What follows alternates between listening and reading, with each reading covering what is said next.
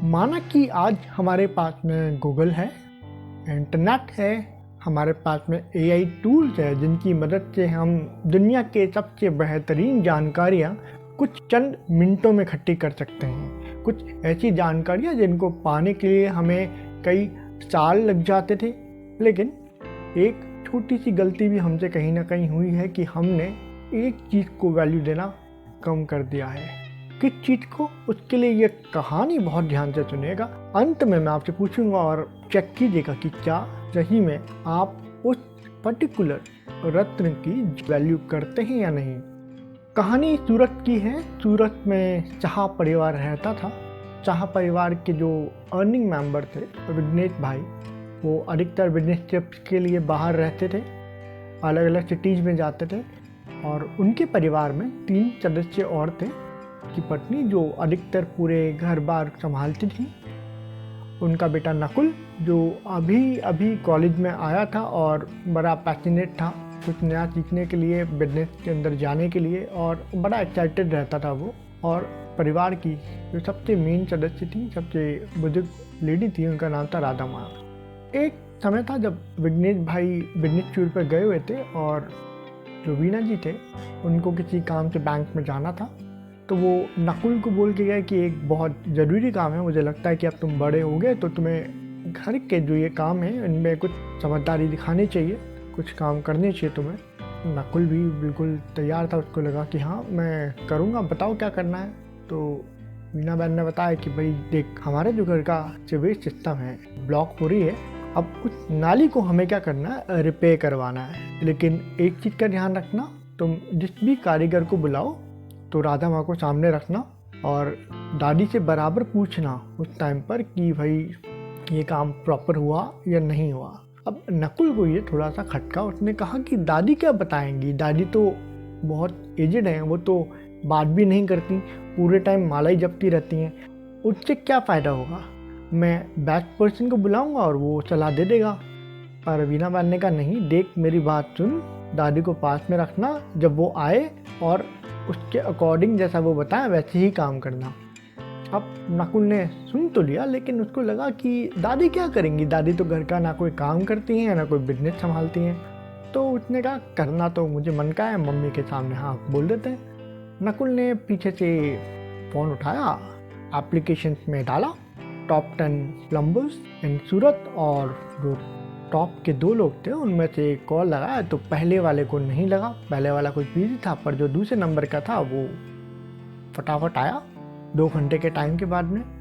और उसने आके पूरी नाली वगैरह देखी और पूरा देखने के बाद में उस बंदे ने कहा कि बेटा आपकी तो पूरी लाइन ख़राब हो चुकी है, ये तो पूरी लाइनें हैं, ये पूरी चौक हैं, हमें पूरा तोड़ना पड़ेगा, लगभग 7 से 8 दिन लगेंगे इसके अंदर, और ख़र्चा वैसे नॉर्मली देखो 3 से 4 लाख के आसपास पड़ सकता है इसमें, क्योंकि पूरी टाइल्स वगैरह सब उखड़ेंगी, सारी चीज़ें वापस लगेंगी, लेकिन हम काम बढ़िया करके देखें। और क्योंकि देखो विघ्नेश भाई का घर है तो हम 2.5 में कर देंगे, हम 4 नहीं लेंगे। अब नकुल बड़ा खुश। नकुल ने कहा देखो मैं आज मम्मी को बताऊँगा कि मैंने 1.5 लाख का फ़ायदा करा है। अब वो बराबर देख रहा था, उसकी दादी माला जप रही थी और बार बार कुछ इशारा कर रही थी उसको आने का, पर नकुल ने नेगलेक्ट करा। उसने कहा कि दादी पानी के लिए कुछ कह रही होगी, मैं बाद में आ जाऊँगा और पानी वानी पिला दूँगा, पर दादी बार बार इशारा करे, बात नहीं करने, तो नकुल ने नेगलेक्ट करा। पर फिर मम्मी आई, बैंक का काम ख़त्म हुआ, थोड़ा लंबा समय था, लंबा काम था उस समय का, तो वो लगभग 4 या 4:30 के आसपास आई और उन्होंने नकुल से पूछा क्यों नकुल तुमने वो काम करवाया। तो नकुल बड़ा खुश होते हुए उनको बताया कि मम्मी देखो 4 लाख का काम था, मैंने पूरा दिखाया, अच्छे से दिखाया, टॉप का बंदा है, पापा का रेफरेंस भी दिया मैंने। आपको नमक मिर्ची लगा के उसने कहा देखो सीधे 1.5 लाख का फ़ायदा और आप कहती हो कि मैं बेवकूफ़ हूँ। वीना जी ने आराम से सुना, फिर पूछा तूने दादी को रखा था ना सामने। तो दादी क्या करेगी। वीना जी ने फिर पूछा कि तूने दादी को रखा था हाँ या ना। उसने बोला नहीं मम्मी, मुझे नहीं लगा कि दादी की ज़रूरत है, दादी तो कोई काम करती नहीं है। तो वीना जी ने कहा कि दादी कुछ कह रही थी, कोई इशारा कर रही थी। उसने बोला हाँ। बोले बेवकूफ़, पहले दादी से पूछ तो लेता एक बार। अब नकुल ने कहा आप अभी पूछ लो, होना जाना कुछ है नहीं, 7 दिन का काम होगा, 7 दिन चलेगा, 2.5 लाख में हो जाएगा, 1.5 लाख का फ़ायदा दिखा तो रहा हूँ, चल तू एक बार दादी के पास चल। और वो उसको पकड़ के दादी के पास लेके गई। फिर उन्होंने, क्योंकि जो दादी थी, राधे माँ थी, वो अच्छी तरह से नहीं बोल पाती थी, उनकी इतनी वॉल्यूम नहीं थी, तो वीना जी ने कान पास में लिया। बड़ी टेंशन में थी कि 2.5 लाख का खर्चा, माना कि 1.5 लाख कोई कम कर रहा है, लेकिन बड़ा खर्चा होता है एक परिवार के लिए। उन्होंने अपना कान जैसे ही उनके पास रखा, उन्होंने कुछ बोला और जो वीना जी का मुरझाया हुआ चेहरा था वो एकदम से खिल गया। उन्होंने नकुल को बोला, नकुल जल्दी जा, ये जो अलमारी है उसमें से एक डायरी निकाल के लाओ। अब नकुल बोला, मम्मी व्हाट इज दिस, आजकल बिल्कुल मॉडर्न ज़माना है, आज मोबाइल पे सब कुछ हो जाता है, आप डायरी के पीछे पड़ी हो। मम्मी ने कहा, जो बोल रही हूँ वो कर। और फिर उन्होंने नकुल को भेजा, नकुल गया, नकुल वो डायरी निकाल के लाया। अब फिर मम्मी ने कहा, देख नकुल एक काम कर, इसमें राम प्रसाद जी का नंबर होगा। नकुल ने कहा, राम प्रसाद जी कौन है? मम्मी ने कहा, हमारे पुराने स्वीपर हैं जो नाले की सफाई वगैरह करते हैं, उनका नंबर है। मम्मी क्या बात कर रही हो? मैंने प्लम्बर को दिखा दिया, पूरा चेंज हो गया। मम्मी बोली, देख जो मैं बोल रही हूँ वो पहले कर, उसके बाद में हम आगे बात करेंगे। तो अब नकुल ने कहा, चलो क्या करें। उसने राम प्रसाद जी को फ़ोन लगाया, राम प्रसाद जी को बुलाया गया। वीना जी ने जो घर के जीने थे घर के बाहर, वहाँ कुछ इशारा किया। तो राम प्रसाद जी ने कहा, यहाँ तो कुछ है नहीं। वीना जी ने कहा, नहीं आप कुछ ठोक के देखो। तो उन्होंने हल्का सा हटाया, एक जो पत्थर था वो थोड़ा सा हिला और उसके नीचे एक चैम्बर था। अब जो राम प्रसाद जी थे उन्होंने वहाँ देखा तो वो कुछ ब्लॉक था बहुत बुरी तरीके से। उन्होंने लगभग आधा घंटा कुछ करा, उसमें कुछ सफाई वगैरह करी और जो लाइन थी वो एकदम खुल गई।